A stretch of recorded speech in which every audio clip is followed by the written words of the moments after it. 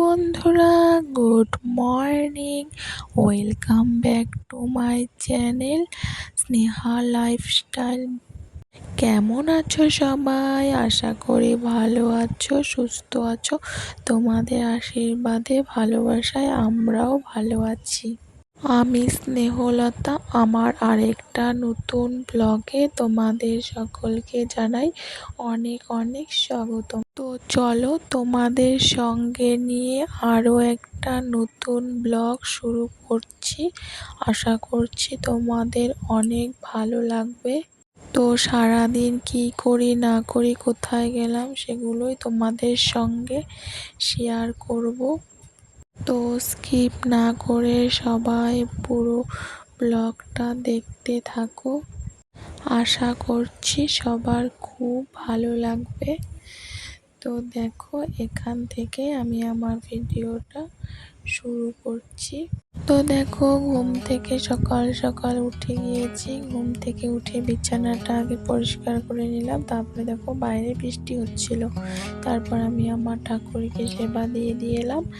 তারপরে স্নান করে ঠাকুরকে সেবা দেওয়ার পরে সিঁদুর পরে নিচ্ছিলাম। তো দেখো, সিঁদুর পরাটা তোমাদের সঙ্গে আজকে শেয়ার করলাম। আমি মোবাইলে ভিডিও করে সিঁদুর পরছিলাম। তো আমি কোনোদিনও তোমাদের সঙ্গে সিঁদুর পরার ভিডিওটা শেয়ার করিনি, তো আজকে শেয়ার করলাম। তো কেমন লাগলো কমেন্টে জানিও। আর তারপর আমি একটা টিপ পরে নিলাম। দেখো এখন আমাকে কেমন লাগছে অবশ্যই কমেন্টে জানাবে। তো এবার পুজো কমপ্লিট করে এবার আমি ব্যায়াম করতে বলবো। রোজ দিনই আমি ব্যায়ামটা করি, তো ভাবলাম আজকে তোমাদের সঙ্গে শেয়ার করি। তো দেখো, আমি এই ব্যায়ামটা করি। তোমরা কে কে এই ব্যায়ামটা করো অবশ্যই কমেন্টে জানিও। আর আমি তো এই ব্যায়ামটা করি, রোজ দিনই করি। খাবার আগে, সকালে খাবার আগে এই ব্যায়ামটা করে টোরে আমি জল খাই। এটা বলে অনুলোম বিলোম। তো এই ব্যায়ামটা করা শরীরের পক্ষে অনেকটাই ভালো। তো দেখো, ব্যায়াম করে চলে আসি আমি রান্নাঘরে। গরম জল করব, কারণ গরম জল খাবো। তো এদিকে দেখো, গরম জল বসিয়ে দিলাম। আর এদিকে চা বসিয়ে দিব, যেহেতু আজকে রবিবার। বর বলছে আজকে চা খাবো, তার জন্য দেখো চা জল গরম করে ওখানে চা পাতা দিয়ে, চিনি শেষ হয়ে গেছিলো, বর দোকান থেকে চিনি নিয়ে আসলো। তারপরে চায়ে দিয়ে দিলাম চিনিটা, দিয়ে নিয়ে তারপরে দুধ দিয়ে দিলাম। তারপরে বলছে কি আজকে মুড়ি মাখা খাবো। দেখো, পেঁয়াজ লঙ্কা আদা কেটে নিয়েছি। আজকে বর মুড়ি মাখা করেছে, দেখো দারুণ হয়েছিল খেতে। তো দেখো, বর কি সুন্দর করে মুড়ি মাখছিল। বর এমনিতে কিছু করতে চায় না, কিন্তু যখন যেটা করে খুব মন দিয়ে ভালোবেসে করে। তারপরে দেখো, আমি চলে যাচ্ছিলাম সেন্টারে। আজকে রবিবার, তবুও কিন্তু সেন্টার দিবে। তো দেখো, আমি সেন্টারে যাচ্ছি, এদিকে মেয়েও যাচ্ছে আমার সঙ্গে।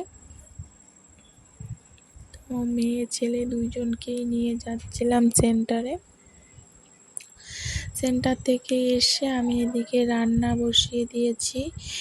রান্না বলতে আজকে বাঁধাকপি ঘন্ট করব, আর শসা ভাজি করব, আর গিয়ে চাল কুমড়ার বড়া করব, আর ছেলের জন্য ডাল করব। আর আমি যে সেন্টারে গেলাম, তোমরা দেখলে আজকে কিন্তু ছেলের পোলিও খাওয়ানো ছিল, কিন্তু আমি যেই সময় গিয়েছি সেই সময় পোলিও দিদিমণি আসেনি। তো আমার আবার যেতে হবে রান্না বান্না করে ছেলে মেয়েকে নিয়ে, কারণ ছেলে মেয়ে দুইজনেরই আজকে পোলিও খাওয়াবে। তো দেখো, তার জন্য আমি তাড়াহুড়া করছিলাম। এসে চাল কুমড়োগুলোকে কেটে নিয়ে তারপরে আমি করব, রান্না বসিয়ে দিব। তারপরে দেখো, এদিকে আমি তাড়াহুড়ো করে কাটছিলাম, চাল কুমড়োগুলো কেটে নিচ্ছিলাম। তো তোমরা কে কে চাল কুমড়োর বড়া খেতে ভালোবাসো অবশ্যই কমেন্টে জানিও। আমার তো দারুণ লাগে খেতে। তারপরে দেখো তেল গরম করে ওখানে শসাগুলো দিয়ে দিলাম, তারপরে একটু লবণ দিয়ে ভাজাভাজি করে নিব, বাস আর কিছু করতে হবে না। শসা ভাজাটা আমার কাছে দারুণ লাগে। তোমরা কি শসা ভাজা খাও? অবশ্যই জানিও। আর না খেলে একবার খেয়ে দেখো। আমি কিন্তু শসাটাকে কেটে হাত দিয়ে কচলায় নিচ্ছি, যাতে শসাটাকে বিচি টিচিগুলো বের হয়ে যায়। তারপরে আমি চিপে চিপে কড়াইয়ে দিয়ে দিয়েছি। তোমরা এইভাবে ভাজে খেয়ে দেখো।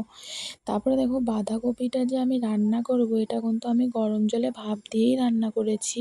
কারণ না, বাঁধাকপিটা যদি এমনিতে দেই খুব গন্ধ করে। দেখো জলটার কালারটা কেমন। তো আমার মনে হয় সব জিনিস ভাপ দিয়ে রান্না করাই ভালো।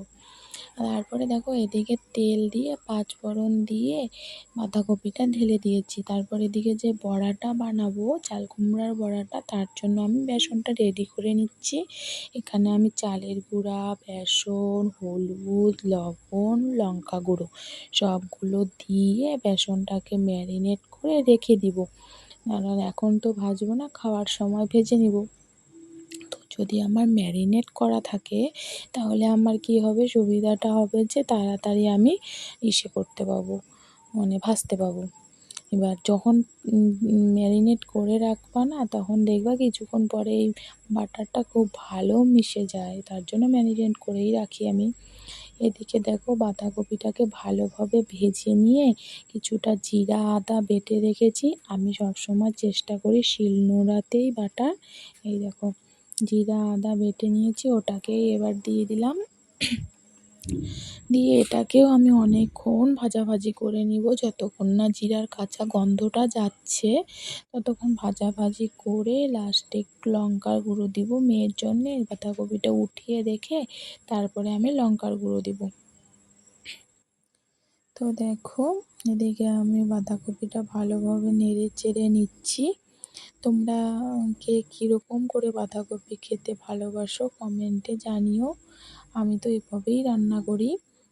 তারপরে দেখো বাঁধাকপিটা আমি ভাপিয়ে নিয়েছি জন্য তাড়াতাড়ি হয়ে গেল, আর গ্যাসও কম খরচ হলো। এবার যদি তুমি ভাপিয়ে না রান্না করতে, এটা সিদ্ধ হতো, জল শুকাতো, অনেক টাইম লাগতো। তো আমার মনে হয় এই দিকটাই ভালো। তারপরে তোমাদের যে বললাম আবার যেতে হবে আমার সেন্টারে। তারপরে দেখো রান্না বান্না করে আমি চলে গিয়েছিলাম সেন্টারে। সেন্টার থেকে তারপরে দেখো কোথায় যাচ্ছি। তারপরে দেখো চলে যাচ্ছিলাম আশ্রমে। আশ্রমে আজকে মানে সঙ্গ হবে, তো সেখানেই গেছিলাম। ব্লগটা আর বড় করব না, এখানেই শেষ করছি। যারা নতুন আছো প্লিজ সাবস্ক্রাইব করে পাশে থেকো। তো সবাই ভালো থেকো, সুস্থ থেকো, দেখা হবে পরের একটা ব্লগে।